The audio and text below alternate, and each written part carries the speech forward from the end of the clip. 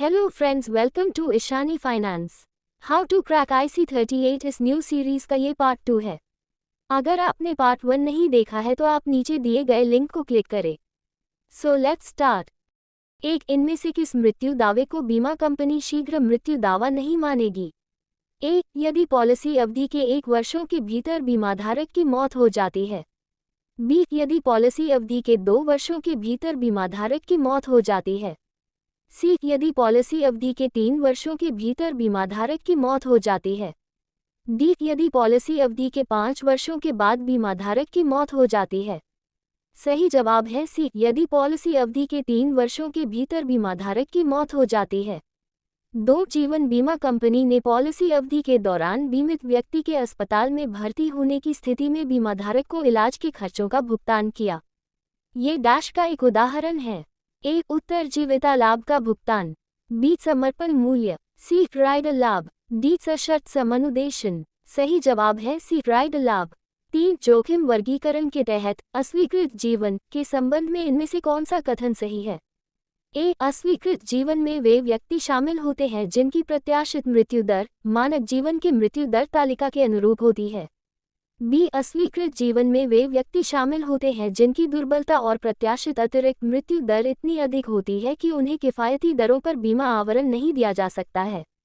सी, अस्वीकृत जीवन में वे व्यक्ति शामिल होते हैं जिनकी प्रत्याशित मृत्यु दर औसत या मानक जीवन की तुलना में अधिक होती है, लेकिन फिर भी उन्हें बीमा योग्य माना जाता है।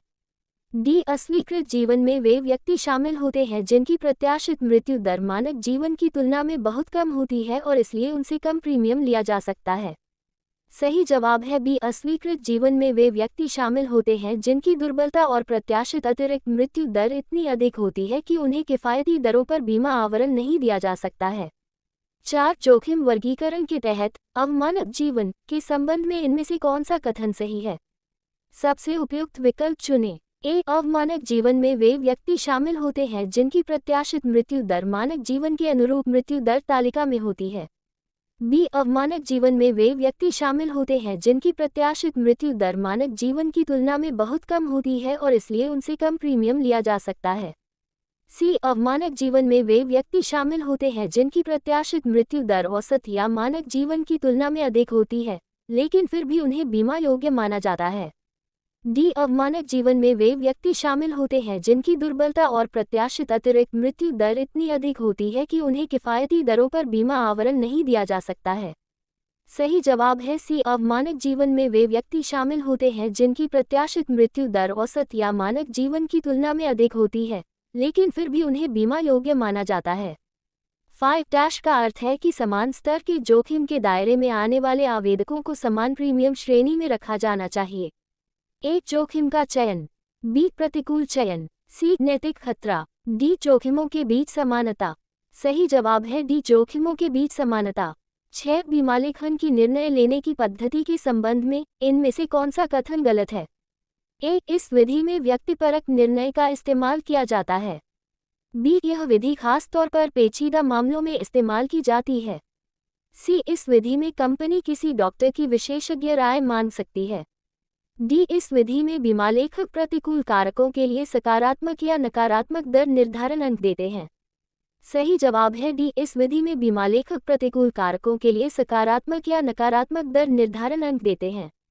7, प्रतिकूल चयन के संबंध में इनमें से कौन सा कथन सही है? एक, प्रतिकूल चयन बीमा कंपनी द्वारा ये पक्का करने के लिए इस्तेमाल की जाने वाली प्रक्रिया है कि वह नैतिक एजेंटों का चयन नहीं करेगी। बी, प्रतिकूल चयन उन लोगों की प्रवृत्ति है जो ये संदेह करते या जानते हैं कि नुकसान का अनुभव करने की उनकी संभावना अधिक है, ताकि वे तत्परता से बीमा मांग सकें और इस प्रक्रिया में लाभ कमा सकें। सी, प्रतिकूल वयन बीमा कंपनी द्वारा ये पक्का करने के लिए इस्तेमाल की जाने वाली प्रक्रिया है कि वह ऐसे बीमा उत्पाद लॉन्च नहीं करेगी जो संभावित पॉलिसी धारकों के लिए उपयुक्त नहीं है।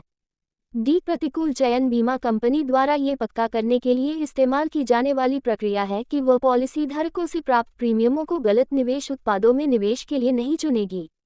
सही जवाब है बी, प्रतिकूल चयन उन लोगों की प्रवृत्ति है जो ये संदेह करते या जानते हैं कि नुकसान का अनुभव करने की उनकी संभावना अधिक है, ताकि वे तत्परता से बीमा मांग सकें और इस प्रक्रिया में लाभ कमा सकें।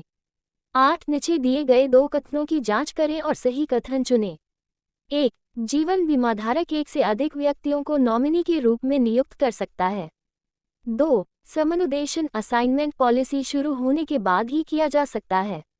ए केवल 1, बी केवल 2, सी 1 और 2, डी न तो 1 और न 2। सही जवाब है सी 1 और 2। 9. अनुग्रह अवधि के संबंध में सही कथन का चयन करें।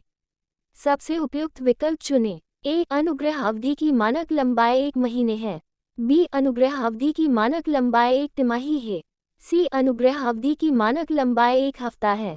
डी. अनुग्रह अवधि की मानक लंबाई 1 पखवाड़ा है।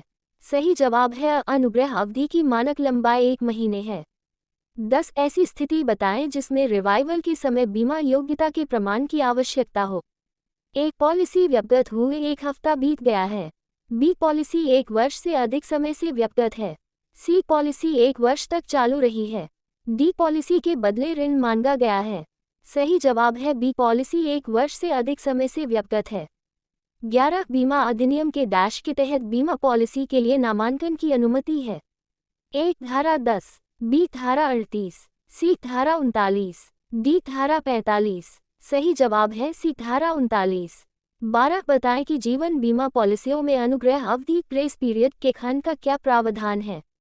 एक बीमाधारक को उस अवधि के दौरान प्रीमियम भुगतान करने की जरूरत नहीं है। बी. बीमाधारक को केवल आधी प्रीमियम राशि भुगतान करनी है। सी. तय तारीख के बाद भी बीमाधारक के पास प्रीमियम भुगतान करने के लिए अतिरिक्त समय है। डी. इससे फ्री लुक अवधि 30 दिन बढ़ जाती है।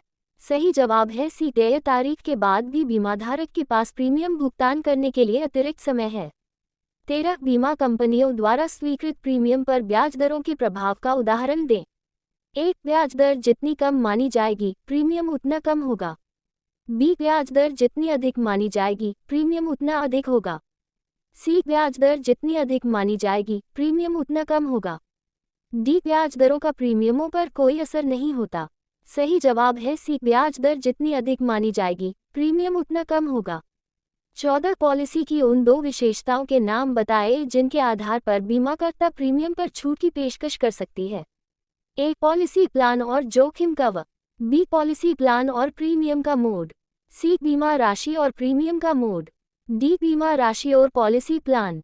सही जवाब है सी. बीमा राशि और प्रीमियम का मोड। 15. डैश के मामले में कंपनी बोनस को मूल लाभ के प्रतिशत और पहले से संलग्न बोनस के रूप में व्यक्त करती है। ए. प्रत्यावर्ती bonus, B. Compound bonus, C. Terminal bonus, D. दृढ़ता बोनस। सही जवाब है बी. Compound bonus. 16. जीवन बीमा में मूल्यांकन का क्या अर्थ है। ए. जीवन बीमा कंपनी का मुनाफा तय करने की प्रक्रिया।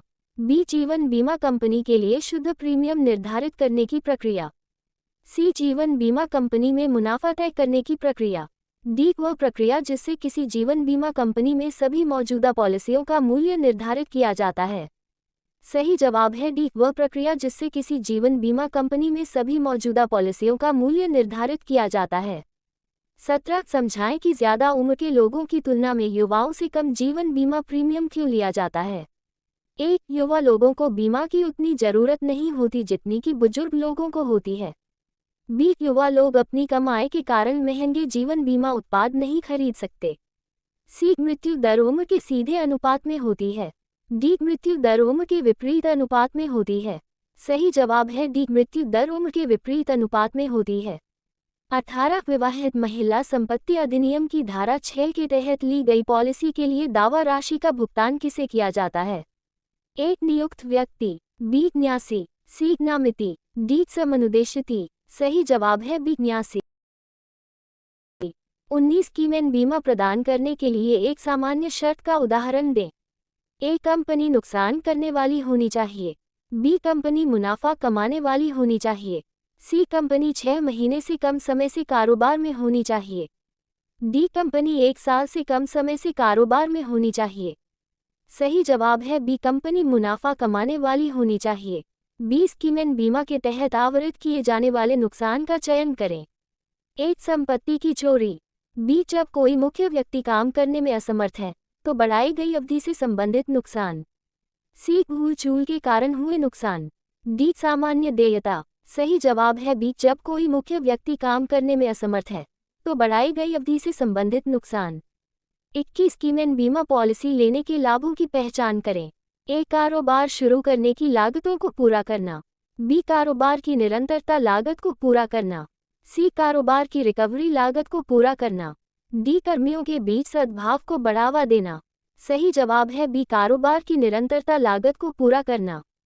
22 MWP अधिनियम की कौन सी धारा पत्नी और बच्चों को जीवन बीमा पॉलिसी के तहत लाभ की सुरक्षा प्रदान करती है? ए, धारा 38, बी, धारा 39, सी, धारा 6, डी, धारा 45। सही जवाब है सी, धारा 6। 23 अवधि जीवन बीमा खरीदिए और शेष अन्यत्र निवेश कीजिए के लिए प्राथमिकता क्या है? सर्वाधिक उचित विकल्प चुनिए। ए, अवधि जीवन बीमा का सर्वाधिक बेहतर रूप है। बी, शेष प्रीमियम को अन्य निवेश पत्रों में निवेश करके एक उच्चतर प्रतिफल सर्जित किया जा सकता है। सी, शेष प्रीमियम इक्विटी में निवेश करके पॉलिसी धारक उच्चतर जोखिम ले सकते हैं। डी, कैर अवधि जीवन बीमा के प्रतिफल कम होते हैं। सही जवाब है बी, शेष प्रीमियम को अन्य निवेश पत्रों में निवेश करके एक उच्चतर प्रतिफल सर्जित किया जा सकता है। 24 साल जीवन बीमा खरीदना चाहता है। वह म्यूचुअल फंड में भी निवेश करना चाहता है। एजेंट ने काल को जीवन बीमा के एक रूप के बारे में बताया जिसमें काल ये चुन सकता है कि बचत के घटक का निवेश कहाँ किया जाए। जीवन बीमा के इस रूप में निश्चित जोखिम प्रीमियम होते हैं और बचत पॉलिसियों का निवेश किया जाता है। एजेंट किस प्रकार के बीमा की बात कर रहा है? ए, बंदोबस्ती जीवन बीमा। B, ULIP. सी, आजीवन। डी, अवधि बीमा। सही जवाब है बी, यूलिप। 25 यूलिप के मामले में एनएवी का क्या अर्थ है? ए, बीमाकर्ता का कुल निवल मूल्य। बी, बीमाकर्ता की संपत्तियां। सी, उन संपत्तियों का बाजार मूल्य जिनमें फंड का निवेश किया गया है। डी, बीमाकर्ता की देयता। सही जवाब है सी, उन संपत्तियों का बाजार मूल्य जिनमें फंड का निवेश किया गया है। मिलते हैं आपसे नेक्स्ट इंटरेस्टिंग वीडियो में। तो फ्रेंड्स, वीडियो पसंद आए तो like and share and subscribe my channel.